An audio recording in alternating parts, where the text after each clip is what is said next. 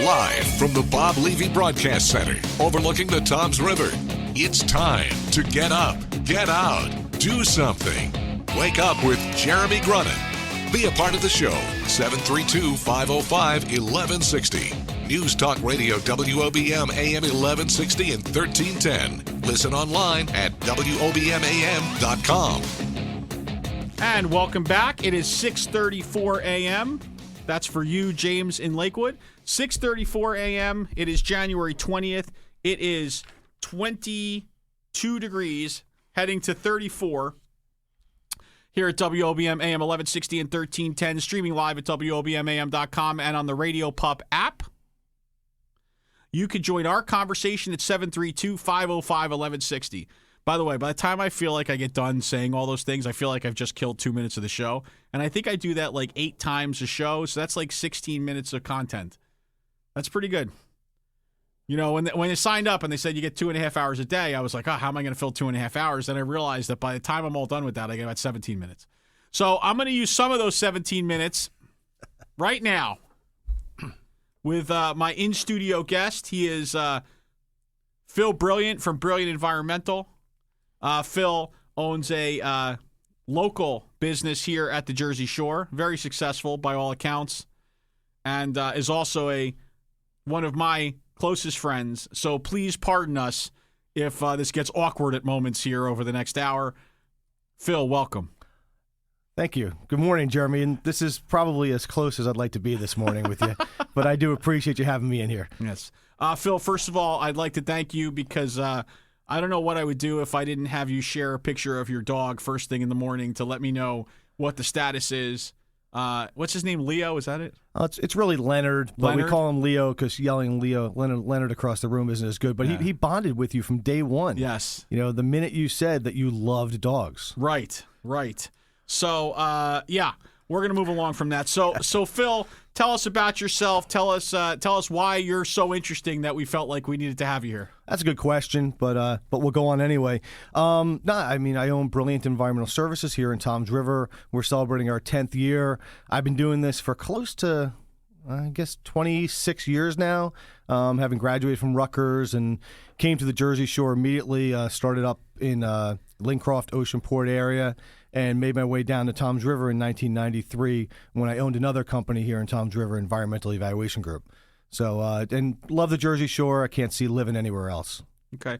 So why you owned another business previously, and then what happened with that business?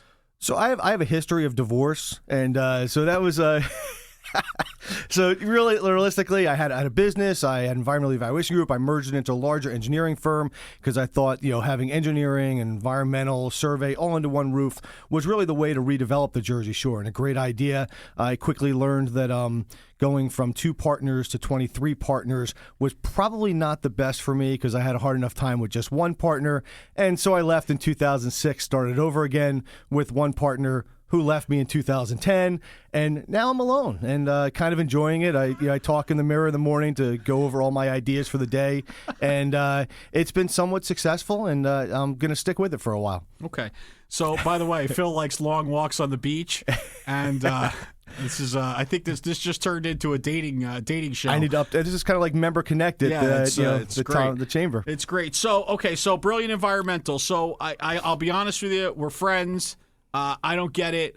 What the heck does an environmental company do? What do you do every day, aside from social media?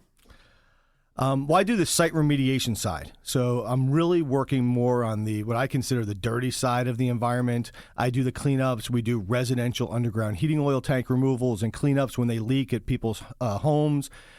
We do investigations on sites where people either, one, they're looking to buy a property and they want to see what they're buying, so we investigate the property to make sure they're not buying a contaminated site. If it happens to be contaminated, we work out with buyers and sellers to clean the site up so people don't walk away. I think site remediation work is a huge boost to economic development because, the days of just going out and, picking out a green land and trying to redevelop it or develop it is tough because New Jersey's regulations are tough. But taking a brownfield site and being able to clean it up, put it back on the tax records, the town likes that, and people like that because their town doesn't necessarily look run down as it may have if it had an abandoned building. So when you say a brownfield site, What do you mean by that? I don't know that everybody understands what that means. Brownfield site would be a site that may have had economic growth and had economic benefit in the past. It may have been a factory. It may be like the Budweiser plant in Newark, or it could be just a rundown parking lot here in Toms River that historically may have been an office building. They tore the building down, they made it a parking lot. And we'll go out there and we'll basically do the investigation. If there's any contamination on site, we'll do the cleanup. And then the developer can turn it into residential, commercial, and basically the town, again, gets the benefit from the taxes, and the people get the benefit because they now have, new houses, or they have some kind of commercial development. Okay. So let's see. You mentioned, former plants, pieces of land that are contaminated on some level, and you go in and clean them up. So we have a piece of land here in Ocean County that has gotten some, publicity, some play, over the last 20 years or so. It's right off Route 37. I'm a little familiar with it. I think there used to be a company. They did a whole I think they did like a movie on it, a book. There's books on it. Correct. So that Ciba-Geigy land, right, which is now BASF. What's your take on that? What do you think? If you had the ability to just kind of do what you do, what could that be turned into? So I've never actually worked on the site. I've done a lot of reading about it, having been on the Environmental Commission in Toms River back when it was Dover Township in the 90s. And, it is relatively cleaned up. There's about one or two areas that are still undergoing some remedial action. But really, the site can be redeveloped. There's many things you can do with it. And one of the best things that happened in New Jersey, and I'm probably taking away one of your later questions, is regulations changed in 2009. New Jersey went to something called the Licensed Site Remediation Professional Program, which actually licensed individuals like myself to be able to do the investigation, do the cleanup, and consider the site clean and set the requirements for what the site can be at the end. So a site like Ciba-Geigy, there are areas there that may have some residual contamination that may need to be capped, and maybe that can be a commercial facility. There are other areas that are clean enough that can be residential. So it can be a mixed-use property, and it's a huge property and should be redeveloped. Right. But so the general, I guess one of the beliefs, though, is when you look at BASF as a company and look at Brownsfield sites and look at what they own in their whole portfolio, and then start to weigh value of land in Ocean County versus value of land in North Jersey, let's say. Mm-hmm. And then there's the opportunity to say, give that site back to the state in exchange possibly for the release of land in the northern part of the state. It becomes one big bargaining chip, don't you think? Oh, it definitely does. There's something New Jersey has called natural resource damage claims, which is even though somebody may come out there and clean up the contamination that's on site, they still have an obligation to restore the funds that for the cost of the damage that had occurred. So even though they spent millions of dollars to clean it up, they have to give the state something back. So yeah, that land is perfect for the BASF to give back for the North Jersey sites. But again, I still think the town would fight over it. I think the town should because it's a great redevelopment site. Absolutely. All right, when we come back in a minute with Phil Brilliant from Brilliant Environmental, we're going to talk about DEP rules. We're going to talk about development at the Jersey Shore and what we can do to spur economic development, what tools we have. Be right back. Everything you need to know about the Jersey Shore. This is Wake Up with Jeremy Grunin. News Talk Radio, WOBM AM 1160 and 1310. All right, ready? Zach, start the clock right now. Welcome back to Wake Up with Jeremy Grunin. I am Jeremy Grunin. It is 6:48. It is 22 degrees, heading to 34 at WOBM AM 1160 and 1310. Streaming live at WOBMAM.com and on the Radio Pup app. You can join our conversation at 732-505-1160. And we are talking to Phil Brilliant from Brilliant Environmental. That was only about a minute, right? That wasn't bad. Okay. So Phil Brilliant, we were just talking about the BASF/Ciba-Geigy land and the viability of it being reabsorbed into the town planning, something that the town of Toms River has been working on for quite some time. In fact, from what I understand, they basically had a deal in place, and then BASF bought the land. So that was that.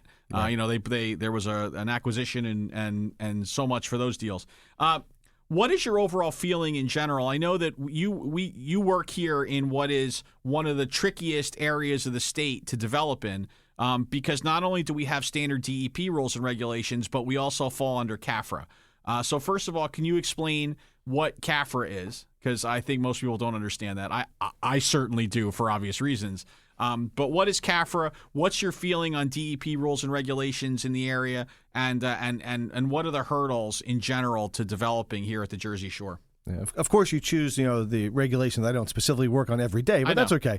But no, the Coastal Area Facilities Regulation Act basically is a rule in New Jersey that basically regulates development in the Jersey Shore area based upon a map that they've put out. If it's east of the Parkway, and there's this whole delineation put out there. But basically, it regulates how much of impervious coverage you can have on the site, how many parking spaces you can have, and different buffers off of encroachment areas, wetland areas, and they also kind of tie in endangered species, and there's a whole bunch of requirements. And basically, it's supposed to be for the protectiveness of the environment, and a lot of times it really becomes the detriment of the developer because it's very inflexible. Over the years, they've tried to provide some flexibility in there with some general permits or with some hearings that they allow to have, but it's something that really does hinder development as much as it helps protect the environment. And so I have been. My old company did a lot of work in it, so I do have knowledge in it. But again, I really deal more on the contaminated side, which is one of the parts of the CAFRA requirement. You do have to have a clearance on site remediation. Okay. So that being said, what do you think? You're also very active in the Chamber of Commerce. I know you sit on a number of boards across the state around, focused on environmental issues and focused on, development, et cetera. What would you do? What do you think we could do to better stimulate economic development here at the Jersey Shore? If you had the Wake Up with Jeremy Grunin magic wand, which I picture with like a little star at the end, like it's right out of a Disney princess movie. What would you do to move economic development forward here at the Jersey Shore? A couple things. Well, first I have to take that picture out of my mind. Sorry. That's okay. Again, I think, I said before that I couldn't imagine living anywhere but in the Jersey Shore. I couldn't imagine working anywhere but in New Jersey, for one main reason. You've made a couple comments about how you make money off the environment. You have regulations. Right. And regulations allow me to do the work that I do. And I think sometimes, especially when you look at development of the Jersey Shore, you need to come with common sense. And I guess you really showed your rhino this morning with the governor. Under this governor, there actually has been common sense when it came to DEP. There's been a lot of ability to use the regulations to protect the environment while also giving benefit to developers, allowing them, to go into meetings. They have consultations. Back when Commissioner Bob Martin came in 7 years ago now, he said, we're going to be the friendly customer service DEP that we've never been. And it has worked. So what can you do to promote economic development? I think one, again, is there are many sites out there that are just sitting abandoned, okay? And it doesn't take a lot to bring it back. It may be a simple situation where you cap a site. And when I say cap a site, it can be something where you just put in, maybe 2 feet of clean fill and it becomes a park. Right. Okay. Again, there are regulations in New Jersey and there are cleanup standards in New Jersey, unlike any other state in the nation, but they can work also to the benefit of economic development. Right. And it's interesting because you mentioned we're talking a lot about building and developing, and it makes me, you and I both, we share definitely one common character trait, which is we are both social media junkies. And I think for you, I think you've seen it as a vehicle for you to also help drive your brand and to drive your business because you're very active out there and make sure that you're involved and your name becomes front of mind. For me, it's been very similar in what we've tried to do about pushing, our economic development and, and growth and the foundation, et cetera, et cetera. But one of the heavy themes out there right now is stop the sprawl, stop the growth, stop the development. And I don't know how you feel, but what I often feel is I don't know that that's really what those folks are saying. I don't think that they really want to stop development, quote unquote. I think they want to be smarter about development. I think what you just said is important because there are many sites that could be remediated. There are many pieces of land that can be, brought back that don't necessarily have to be a supermarket. They could be a park. They could add value to our community. And I think there are many, many pieces of land that are along highways and along heavily traveled routes now, safely away from our neighborhoods and our kids playing in the streets, that could also be refreshed and add to the tax base while improving quality of life and not taking away what so many people value about the Jersey Shore, which is, the quality of life. Do you agree, or are you a proponent of just building haphazardly wherever there's an opportunity? No, I think one of the things New Jersey has zoning. I mean, you could go to states down south and you drive and you see like a trailer park next to a high-rise apartment building, $1 million house. I mean, here we kind of mold together into the zoning requirements and the master plan of New Jersey as well as the local municipalities. But I think the other thing too is, exactly what you said. I think, one thing is, there's always that NIMBY, not in my backyard. Right. So when you talk about sprawl, people are happy if it's happening up in North Jersey, if they live at the Jersey Shore, but if it's happening down here, they're all going to jump over it. But again, the other thing too is people get upset because, there's an abandoned building or abandoned property on their street, maybe foreclosure, maybe something that have happened in the property. It could be a fire that happened there and the people didn't have the ability to rebuild it. And they're upset. They come to town. What are you going to do about this? But at the same time, if they said, okay, we're going to tear it down and someone's going to come in there and put in 3 homes. Now they're upset. Right. So you can't win either way. Right. But I think, again, my biggest thing is you don't need to go to, virgin property and properties that have never been developed. You can go to many redevelopment sites that, again, doesn't take a lot of money. Unfortunately, New Jersey's grant programs are pretty well dried up, and there's not a lot of money going to them because they've diverted that money elsewhere. So there's not a lot of state funds coming out. But actually, EPA has a lot of money that people can tap into to redevelop sites. Great. And I think that's an important point because, we spend so much time talking about what you would call virgin sites and their effect on the environment. And we don't spend as much time really talking about sites that are already built, already developed, and what those sites' effect on the environment is, because that's really where the danger comes in. When we come back with Phil Brilliant after the 7 o'clock news break, we're going to talk about his advice for up-and-coming business. We're going to talk about how he gives back to the community. Phil Brilliant, Brilliant Environmental. Wake Up with Jeremy Grunin.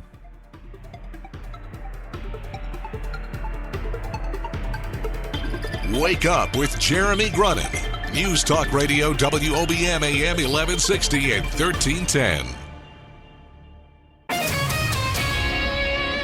Live from Town Square Towers at the heart of the Jersey Shore. Wake Up with Jeremy Grunin. Get up, get out, do something. Join the conversation. 732-505-1160. News Talk Radio WOBM AM 1160 and 1310. Listen online at WOBMAM.com. Welcome back to Wake Up with Jeremy Grunin. I am Jeremy Grunin. It is 7:08 here at the WOBM AM 1160 and 1310 studios overlooking the River Toms. We are on WOBM AM 1160 and 1310 and streaming live on the Radio Pup app and at WOBMAM.com. So there's so many ways that you can listen to us that there's really no excuse for you not to. Even though I have Phil Brilliant from Brilliant Environmental sitting across from me. And we have been talking about how to drive local development, how to drive economic development at the Jersey Shore, what we can do to remediate sites, what really we're defining when we talk about sprawl, etc. But we're going to shift gears a little bit. So, Phil, again, by all accounts, you are a successful entrepreneur, business owner, and creator here at the Jersey Shore. If I was young, which is a total stretch. And you are young. Yes, relative to you. If Yes. I was young and starting out and looking to make my way here at the Jersey Shore, what advice would you give me as a young budding startup? I mean, first of all, I think I always say that since my daughter's graduating high school this year and heading off to college, that you need to make sure you go to college. But if college isn't for you, you want to do something that is of your interest. You want to do something that you could see yourself doing the rest of your life. I made a comment before that I look in the mirror every morning and go over my business plan for the day because I am my own partner. But it's also, you want to make sure that when you look in that mirror that you can live with that person that you have on the other side of the mirror. So you want to stay true to yourself. I mean, yes, you've made a couple comments that I have a unique name, Phil. No, I mean, a unique name, Brilliant, and I use it in my business, and you want to make sure you protect your name. And at the end of the day, you want to be able to go to work. You're going to be doing it, unless you win the lottery, for a long time. I mean, I still plan on doing this for the next 30 to 40 years, probably is the way it goes. So again, I think you want to make sure that you follow your dreams and you follow what you can do to give back also, because it's not all just about you making money. Anybody can make money, and you can make money 5 or 6 times over. And at the end of the day, when you meet your maker, it doesn't say he made X number of dollars. It's what you did in your lifetime. And I think that that's real important that people need to also focus on.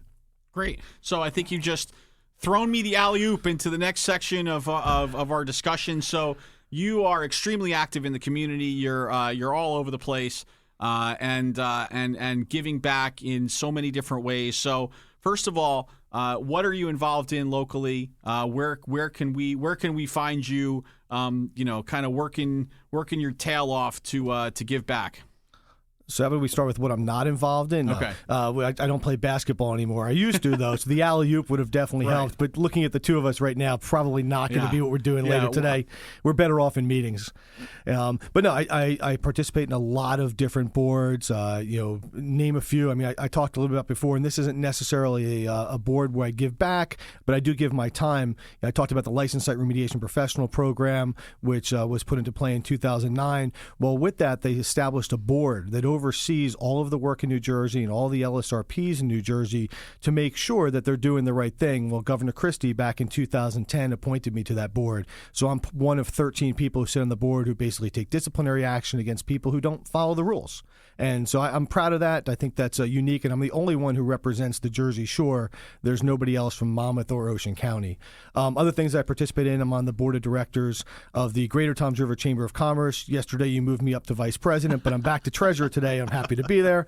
I am the co-president of Congregation B'nai Israel with yourself also, and I'm the immediate past president, or actually I guess I'm once removed, but enjoy that time and giving it back a lot. I think that was a lot of what I learned in my childhood from my mom to give back to your synagogue and your community. Let's see what else. I sit on the board of trustees of an organization called Green Faith, which is an international faith-based environmental organization that does programs all around the world to protect the environment and a lot of climate debate that's going on now. We're involved in a lot of the publicity of that, and as well as the programming with the legislature, the Congress, as well as we partook in the rollout of the Pope's announcement last summer in Italy. So it's pretty cool. I, of course, stayed in New Jersey, and other people went to Italy.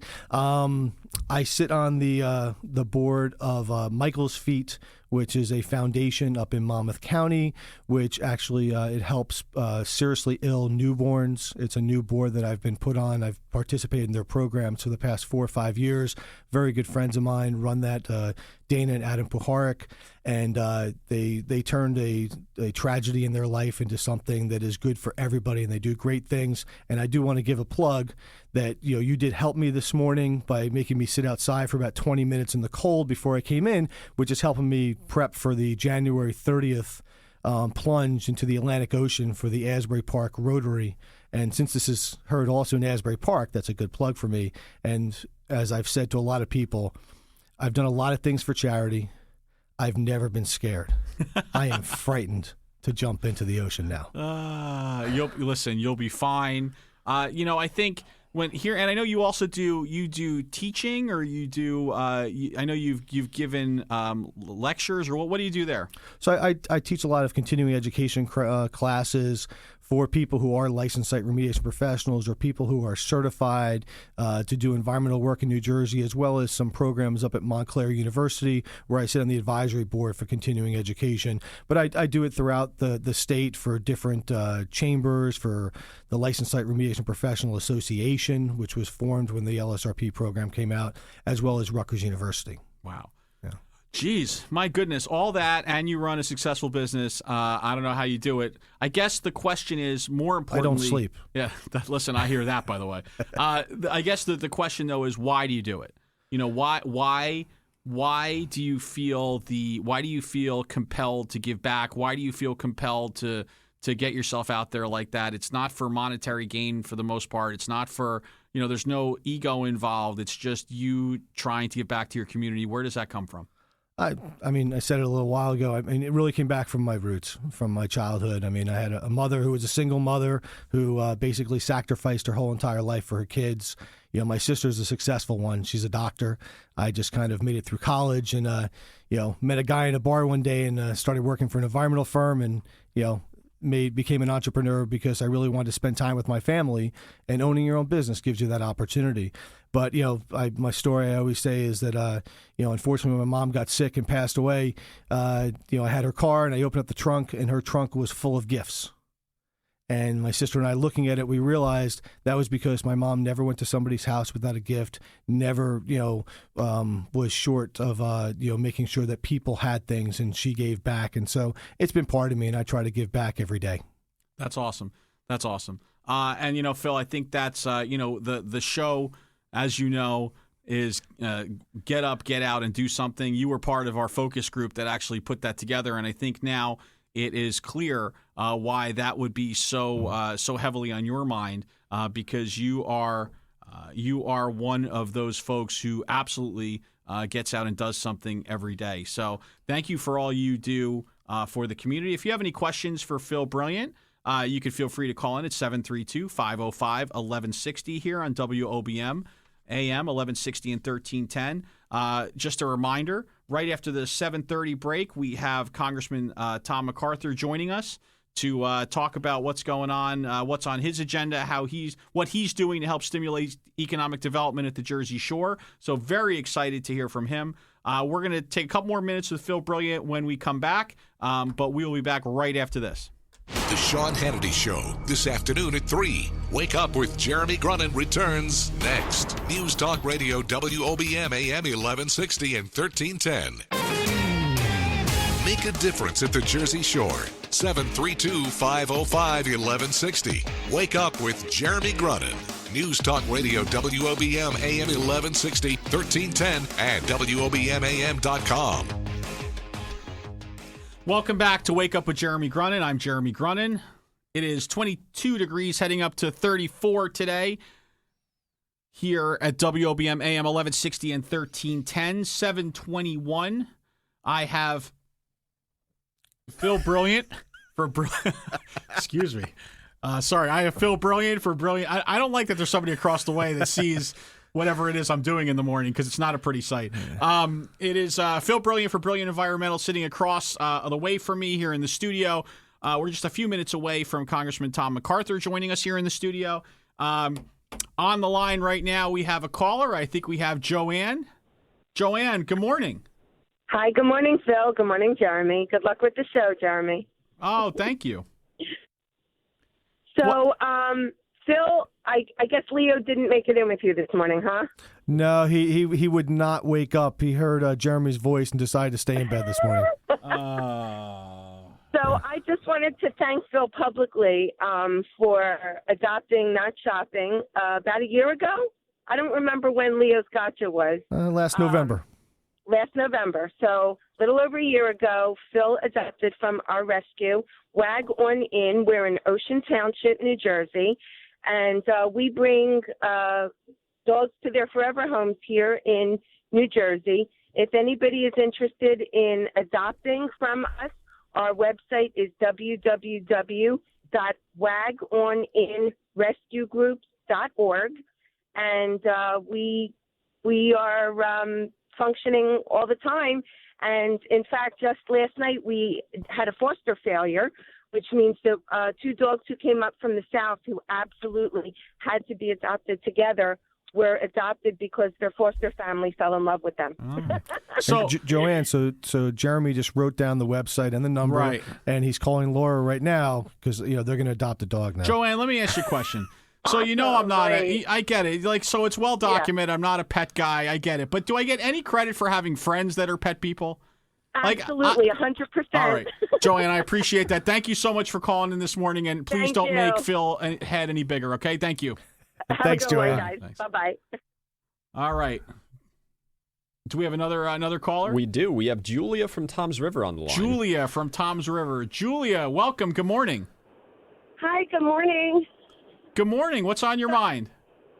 Okay, so I'm actually calling in with a little bit of advice for Phil about the polar bear plunge. Uh-oh. Yeah, I'll take all the advice and coffee. Well, actually, it's on its way. But I just wanted to tell you, I've done the polar bear plunge probably the last 6 years in a row, and I will tell you, wear water shoes. The coldest part of the plunge is your feet, and the bottom of my feet last year got a little bit of frostbite. Wait a second now. Julia, you weigh about 18 pounds, first of all, okay? So you're jumping in the frigid water and doing the polar bear plunge? Absolutely. I do it every year. It's an awesome cause. Every year we do a big costume theme. It is the coolest. It is like a huge party at the shore. I love it, but wear water shoes. And let me ask you one more question, then I'll let Phil talk. Do you do 1 or 2 sessions a week with your professional? All right, I'm sorry, Phil. What were you going to say? No, I mean, everyone keeps saying wear water shoes, and I'm like, and then what are you going to wear when you jump into the ocean? I'm like, why is everybody so concerned about what I'm going to be wearing as opposed to that I live through this? I mean, frostbite on my feet, I think I might be able to live with a little, but the rest of my body, I'm really concerned. And Phil, let's be clear, it's water shoes and the rest of what you were going to wear anyway. It's not just like water shoes and nothing else, okay? I know sometimes people need to be granular when they're explaining things to you. I just want to make sure that you got the whole picture. I understand that, but I guess I don't necessarily understand if I wear anything else or not. Is it really going to matter? Yeah. It's going to be like snowing and like 10 below zero, and the ocean is going to be really cold. You'll be fine. Yeah. You'll be fine. I Julia. mean, actually, I'd like to say, the water is usually warmer than the air, so I don't know if that scares you or makes you feel better. But I also wanted to let Phil know that I am going to be making a donation to him for taking the plunge. Thank you very much. That's awesome. And I do invoke the George Costanza clause in advance. Oh, jeez. All right. Now, we know what that is. We don't have to elaborate. Thank you for the call, Julia. We appreciate it. Okay. Thank you, guys. Bye, Julia. Bye. All right, so it's clear that this is kind of foreshadowing of what the next 2 days on this show are going to be about, because we have Tara and Kelly from the foundation. There will be a lot of talk about animals. There will be random bashing of me. I think in this case, though, that was look, people are inspired, Phil, by the fact that you're going to actually get in the frigid water and do your thing. So. That's great. Maybe we need to talk you into it. I think that'd be a great opportunity to really come out and meet your fans in Asbury Park. Oh, we're up against the break. That's a shame. Thank you so much for joining us in the studio this morning, Phil. Brilliant environmental. You are, again, somebody who gets up, gets out, and does something every day. Thank you so much. Thank you. All right, we'll be right back with Congressman Tom MacArthur.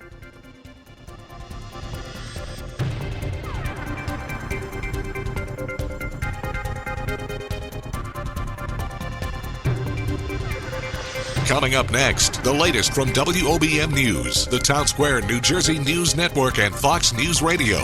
Wake up with Jeremy Grunin. News Talk Radio, WOBM AM 1160 and 1310.